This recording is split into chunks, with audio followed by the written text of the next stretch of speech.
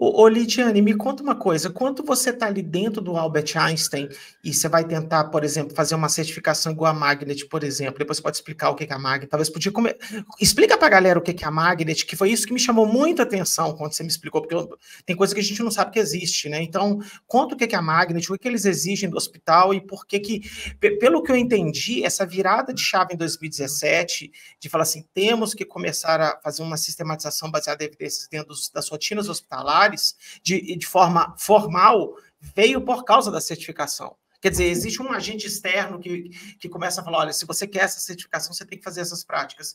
Explica para a gente isso um pouco. Se eu falei Exatamente. Assim, o Einstein tem pilares estratégicos, né, de assistência, ensino e pesquisa. Então, eu vou falar especificamente da enfermagem, porque do ponto de vista de prática baseada em evidência, de práticas médicas, né, nós estamos bem alicerçados aí do ponto de vista de produção, inclusive de conhecimento e consumo desse conhecimento. Existe uma área extremamente importante dentro, não só do Einstein, mas eu vou falar das instituições de saúde, que é a área de qualidade e segurança, que determina padrões, né, dentro das instituições hospitalares, e que esses padrões vão ao encontro de utilizar aí nas questões médicas e de tratamentos a melhor evidência científica na prática. Então, a gente tem isso bem estabelecido e essa área conseguiu, né, aí há mais de 3 décadas trabalhando fortemente em cultura de segurança, porque acho que esse é um ponto bastante interessante e que tem uma relação bastante direta com a prática baseada em evidência científica, que é as questões relacionadas à segurança do paciente. Então, hoje, é legislação que coloca, né, que as instituições de saúde devem ter núcleos de qualidade e segurança. Então, nós temos que mencionar essa área. Essa área é uma área que trabalha em conjunto com a área de práticas assistenciais, então gerencia riscos do hospital e trabalha nisso. Então, eu vou falar especificamente da enfermagem, que está relacionada diretamente ao programa Magnet, porque o programa Magnet, ele não é bem uma acreditação em saúde, é uma designação.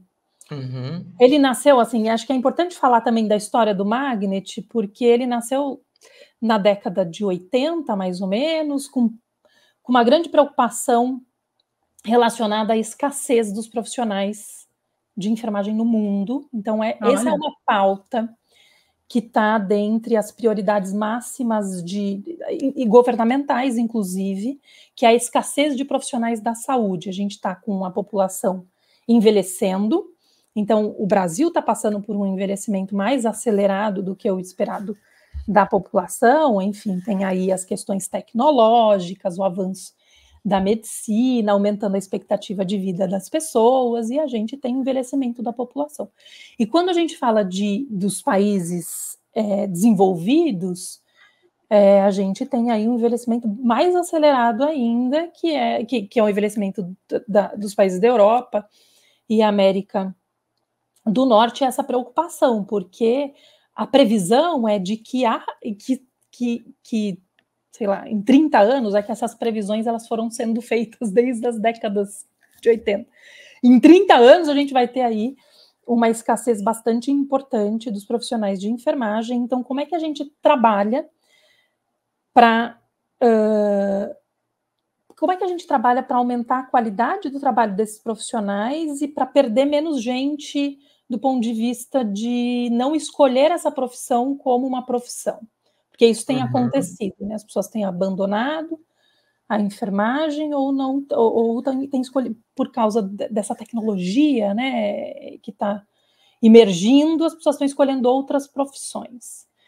Então, na década de 80, um grupo de enfermeiros norte-americanos foram estudar, foi uma pesquisa, inclusive, que envolveu quase 170 hospitais, e eles foram estudar o que esses hospitais tinham de comum com relação aos que retinham mais os enfermeiros, assim. O que nesse hospital tem para você, enfermeiro, que faz você querer ficar aqui? Então, tem o Magnet, o nome é de magnetismo mesmo, tem a ver com retenção do profissional de enfermagem. E aí eles levantaram várias forças, 25% dos hospitais tinham características entre si que foram determinantes desse ponto de vista de retenção. Eu fico aqui por causa disso, eu fico aqui, que trabalha também aspectos de satisfação. E aí a linha do Magnet traz o seguinte, que os enfermeiros que trabalham e são satisfeitos, né, com o local de trabalho onde eles estão, eles trabalham melhor e isso impacta desfecho que é importante para o paciente. Faz todo sentido, Então, é bastante interessante. E aí, hoje, né, então o Magnet ele é coordenado por uma instituição americana, chamada American Nurse Credential Center, a NCC, e essa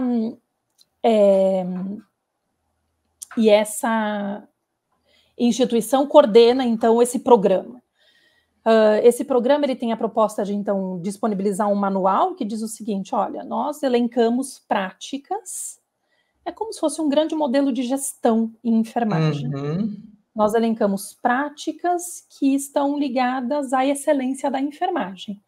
Se você quiser, então, alcançar essa excelência, está aqui o manual do que a gente propõe. E se vocês provarem que vocês atendem a todos esses aspectos, a gente chama de padrões, né? Desse manual, então nós podemos avaliar vocês e designar vocês como uma enfermagem de excelência. Que legal. Lid, eles treinam? Se você falar assim, tá bom, eu quero fazer parte disso, esse manual e tal, eu quero pagar um consultor, sei lá, existe isso? Existe. Só para vocês terem ideia do quão robusto é o programa, o Einstein ficou mais ou menos uma década na jornada do Magnet, se adequando a todos aqueles processos que são ali padronizados, para que a gente conseguisse emitir um relatório. Então, como que funciona, né? Você faz lá a inscrição na jornada, eu vou falar de uma maneira bastante simplificada, tá? Você faz a inscrição na jornada Magnet, e aí você tem acesso a materiais, a discussão, a fóruns, você acaba participando dos congressos que são ali designados, e sim, a gente tem essa contratação de consultoria para nos ajudar a entender melhor aquilo que está disposto nesse manual. E a solicitação é que nós façamos um relatório com 94, hoje tem 94 exemplos de que a gente atende aqueles padrões. Então, a primeira etapa é a gente fazer este relatório. O nosso último relatório teve 2.000 páginas, só para vocês entenderem o quão robusto é. E complexo. E complexo para que você atenda a todos os padrões de cada componente. Dentro do componente, aí tem, né? Aí qual é a ligação, né, com a prática baseada em evidências? Eu queria te perguntar, um dos pilares Eu fiquei curiosa para saber. Pilares, Lu. Então, são 5 componentes que são os pilares desse programa. Prática profissional exemplar, a gente tem o que envolve a prática baseada em evidência, novos conhecimentos, inovação e melhoria. Nós temos liderança transformacional, nós temos também um componente que fala sobre resultados, que olha para indicadores, né?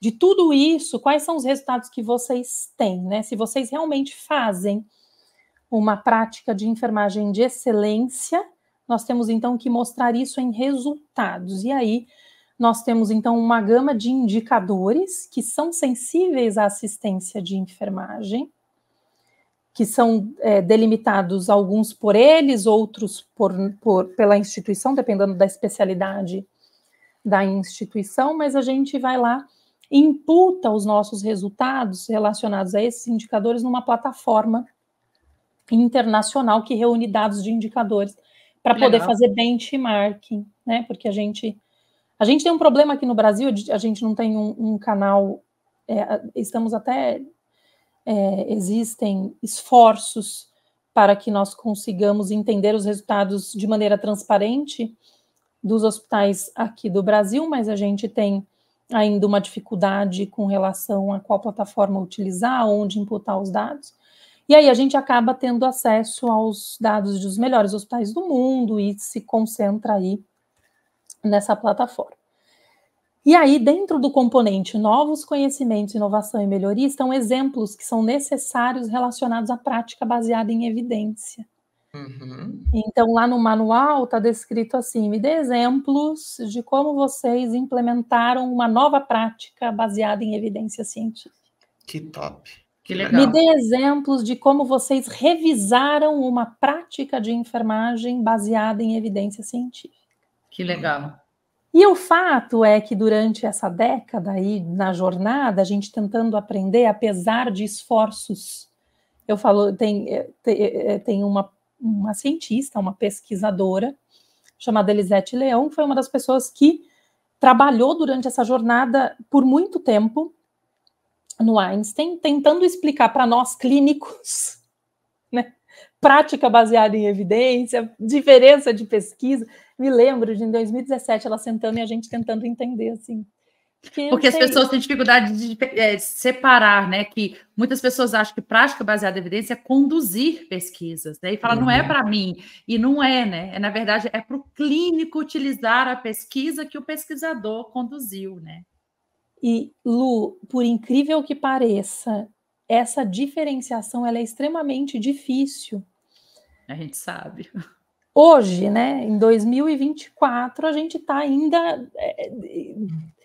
Tem gente que fala assim, calma, mas como assim, né? Então, olha, existem... E aí, ela nos ajudou a fazer essa diferenciação, e aí, em 2017, contando um pouco da minha história, eu era envolvida, né, assim, trabalhava com cientistas, médicos, era envolvida em projetos de pesquisa que eram relacionados ao PROAD-SUS em transplante de medula óssea.